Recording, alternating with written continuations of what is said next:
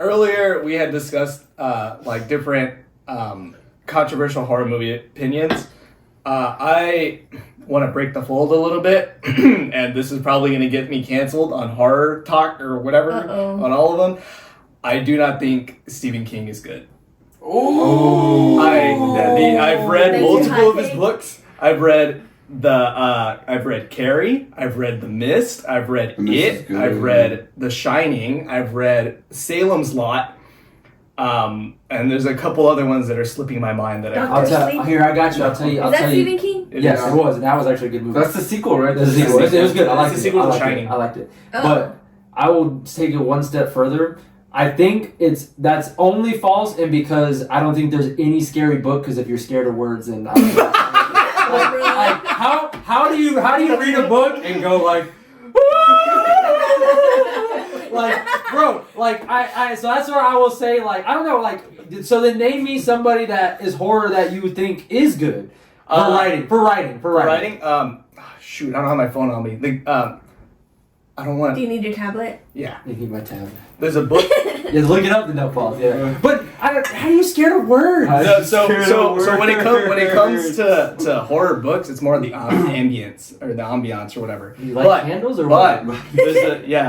Of course. Well, how else would you read it? What's I saying? I'm like, you get what I'm saying, right? Like, how can you like? No, but I don't think that's what he's saying though. I think just Stephen King like But you're saying you're talking about probably the books just are big. overhyped. I think that's yes, it. that's what it is. So I've read a few of his books, right? The only one that I enjoyed was It, and It is 1,000 pages. So that's good freaking luck. But it's really good. Like I don't read it. You're like I don't have a copy of It, unfortunately. But the last like quarter of it like goes off the deep end because you have to remember that it was written in like the freaking 70s or something, and Stephen King was high on crack. Oh, the book, and it shows in the last parts of the book like really bad. Yeah.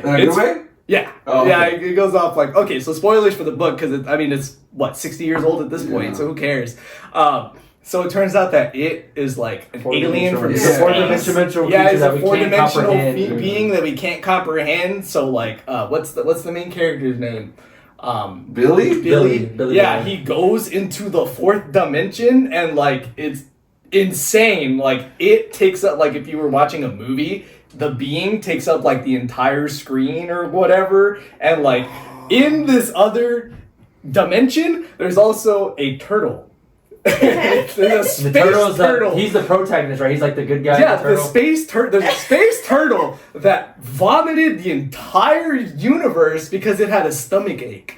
And like it vomited the whole universe. And when they were kids, the turtle was helping them out like the whole time, right? And then 27 years later, right? We're talking about beings who like time, they're older than the universe, right? The freaking, like there were two of them, Pennywise, who's actually female, and the turtle.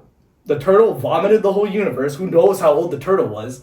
But then at the end, when they're adults and they're coming back to like fight Pennywise, the turtle died of a stomach ache. like it choked on its own vomit, and it died. And it was just like, there's no way. That's so crazy. It's crazy. That's the book? Yeah. That's the book. That's the book? That's the book. And then the entirety of, like, they win, right? At the end they win. But it's not like, oh, hey, yeah, oh, let's all go home. No, the entirety of Derry caves into the ground because Earth can't comprehend, like, freaking Pennywise dying. And so Earth, like, caves in on itself, and then, like, it's just crazy. And then it becomes flat. Just Derry. Just Derry. But you know what I'm saying, though? It comes back to, like, I think, like, that's where it gets science fiction, and I think that is where... There's no way you can... I can get how every other genre works with reading, except for horror. Because I'm like, I don't get how people are afraid of words. So there's a book called The Deep. It's written by Nick Cutter. Okay. It is amazing. So I'm not claustrophobic at all. Like, I don't, like... Don't tell me the book made you claustrophobic. It did. Like, it makes sense though. It's really crazy. That's not a scary book. So basically the deep. So we're not a horror lit podcast. So I'll just go ahead and tell you the quick synopsis. Basically, there's a plague that's ravaging the earth, And it has a lot of parallels with COVID.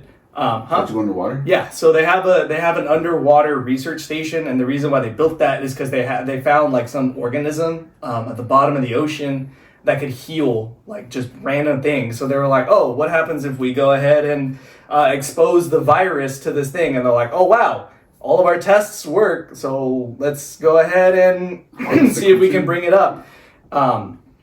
And then like they just lose contact with the research station, so they send somebody down there to go figure out what's happening. And the entire book, that sounds like a good book. It's really good. There was the book, the book, like the book is really good, and I don't think I could ever reread it because there's a part. It always makes me sad. There's a part with I almost cried. The dog died. Yes. There's a part with the dog, and they kill the dog, and it's awful. It was awful. It's like 30 pages of them just killing the dog. It really is. I'm tearing up thinking about it. It's like really bad. I cried when they killed the hamster on Solar Opposites. When it saved the people's life. It saved the guy's life, and the farmer tried to save him, but he didn't fit. And he just but no, I don't know. I don't know. I'll go back to my controversial comment. I don't get how people can read a book and be afraid. I can get every other genre, every other emotion, but like horror just.